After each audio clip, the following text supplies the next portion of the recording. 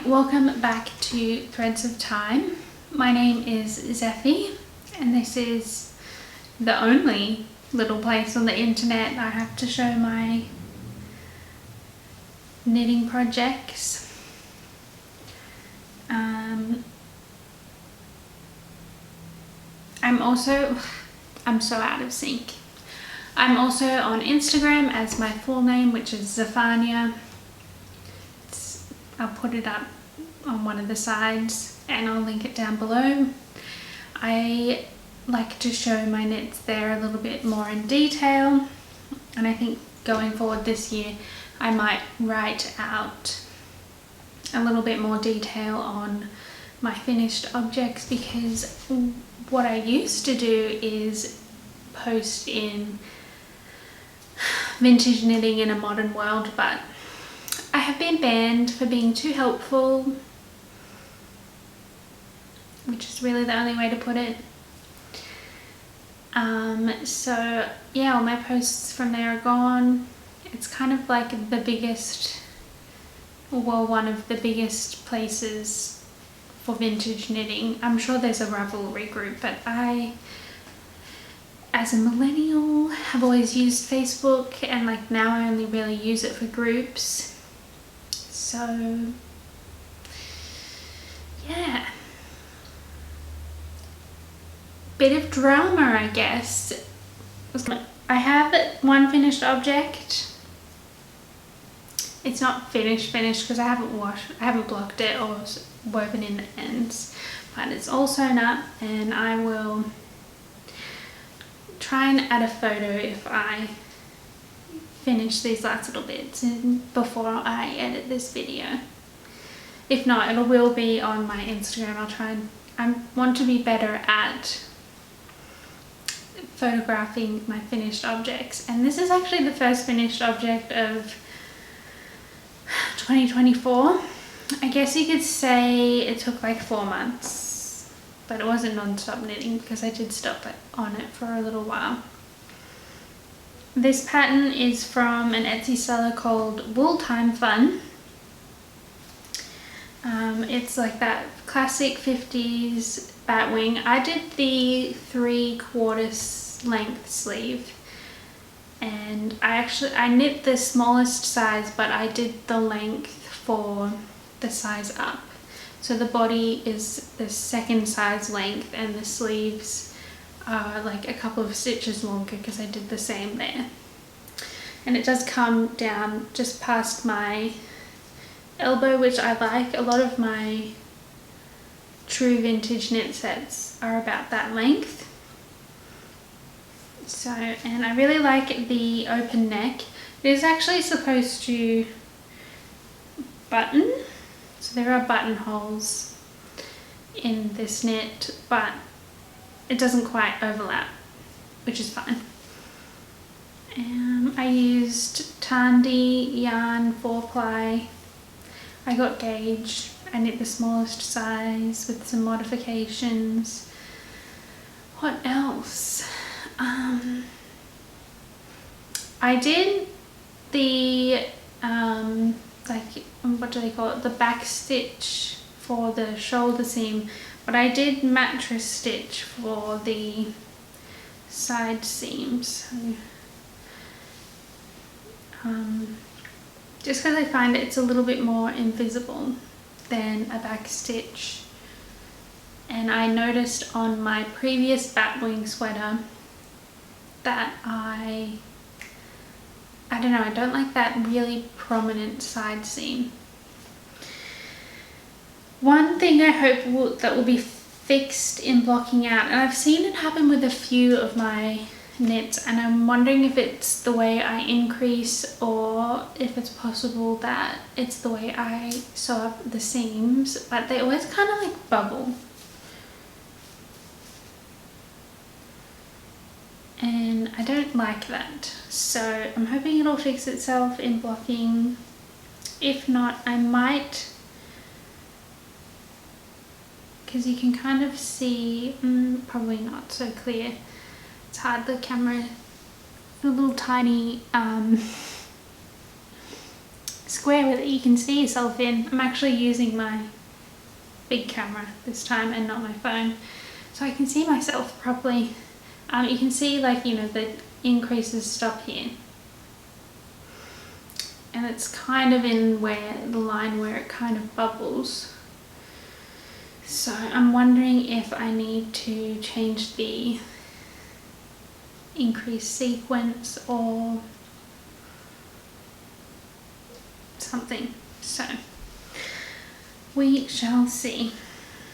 The cables turned out really nicely in this yarn. The Tandy yarn is, as you can see, it does have a slight halo to it. Probably really loud now because I'm right next to the mic. And it's very soft. This is my favorite yarn. I love this yarn. It does peel a little bit, but once you de-peel it, it looks great again. So yeah, that's that. And then I have decided for this year that I will knit a skirt and top. So I started the skirt. This is in Knit Picks palette. The colour is Regal. The skirt is from a Bernat knitting book, which I got off Etsy, I believe, so I'll link it down below, and I'll put a picture of the pattern, although you can't actually see the skirt very well because it's a part of a knit set in that pattern, although I'm probably not going to knit that cardigan. And yeah, so it is a 4x4 rib that is slowly, like, you decrease in the pearls and then you decrease in the knits. The second decrease. So yeah, I started this basically at the start of the year, so this is 3 months of knitting. I was hoping to be a bit quicker. I was like, well, if I knit an inch a day, and I was like, no, that's not possible. If I knit an inch a week, it's supposed to be 28 inches and it gets smaller as you go up, so maybe like 1 inch a week could become 2 inches a week, so maybe it'll take like 4 months. I think it's going to take longer than that. I kind of call this my brain dead knitting because you can just knit on it, although it is probably going to get too large eventually for like travel knitting or walking knitting.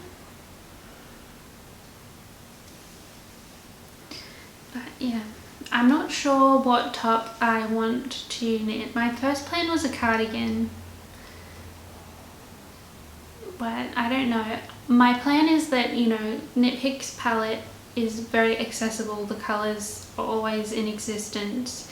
Even if the dye lots aren't like perfectly the same, it will still go. And I can knit several different tops. So, you know, I could do a 50s batwing, I could do a 30s top, I could do a 40s top. So there's that. I'm knitting a 40s top that I could utilize this colour in, but I haven't decided, and so I've put it in hiatus because I'm trying not to have too many knitting projects. I mean, as you can imagine, being banned from a group is sad and kind of kills the fire within. So I've had a little bit of a knitting slump and a sewing slump, if I'm honest. I don't know, I just felt kind of down about it, which is fine. We all go through our crafting seasons, and right now I'm just not in a creative season, making things season. I think it's because my wardrobe is at a place where like I don't like need anything. Like the clothes I have are perfectly capable of clothing me for like months. I have so many vintage knit sets now that like I could wear one every day for a month. I probably wouldn't repeat. Although there are some that I wish to sell on because they're not exactly what I want, which is fine. I think when we collect things, we go through phases of needing it all and then being pickier, and then we curate our collection, and I'm in that I need to curate my collection stage. So yeah, in terms of acquisitions, I did go to one of the vintage market days and I found some vintage Sunglow yarn, so I picked that up. I also found some vintage other yarn, but I'm not sure if I'll actually use it because it's got some fading through it and it's quite itchy for me. This Sunglow yarn is actually very soft. It's not too bad, and I have maybe just enough for like a bolero. Usually the vintage patterns, it's for a 4-ply, which is what this is. It's usually 8 to 10 skeins, and I assume each of these hand wound balls was originally, I need to weigh them, they're probably a 25 grams. Let's see what the ticket says.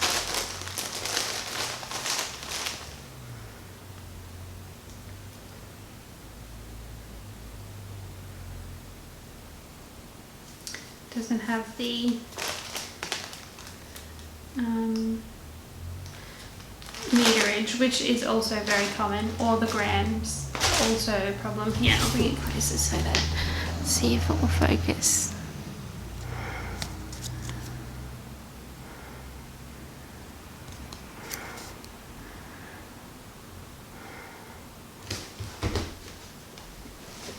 So I might keep an eye out on eBay for some more of this, but I also have the blue 4-ply Woolworths yarn, which would have been very interchangeable during the time period. They're basically the same yarn, and I'm 60% sure that the mill that produced Sunglow also produced the Woolworths yarn. But yeah, it would be very cool to find some more so I could do a actual Sunglow pattern.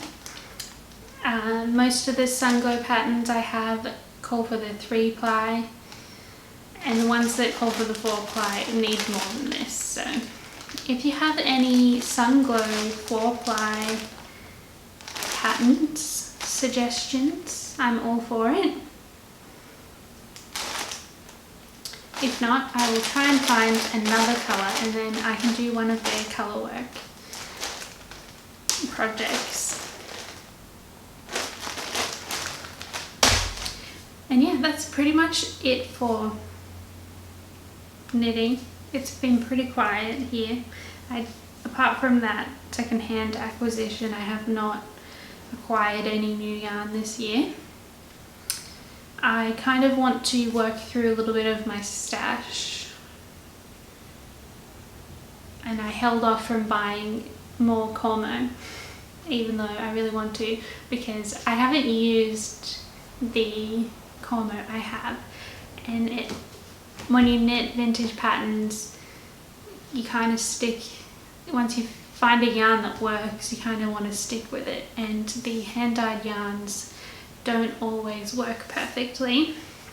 The Knit Picks palette I've used before and I know it works, and I know other knitters who knit vintage who have also used the 4-ply palette, and it is very similar to the vintage 4-plies I have, so that's why I bought it for this project. I do actually want to try the woolly knit cones and also the Bendigo Woolen Mills 3-ply for like a knit set. But obviously knitting a skirt and a top is a lot of knitting. I think I'm on my 4th ball and I've only knit, what is it, 10, maybe like 13 inches. I should measure it. The pattern is a 30-inch skirt and I'm taking out 2 inches just because my preference for skirts is usually around that 29, 28, 27. I can do a 26, but I don't like it as much. It's a little bit short. I like them to fall below the pudginess of the knee.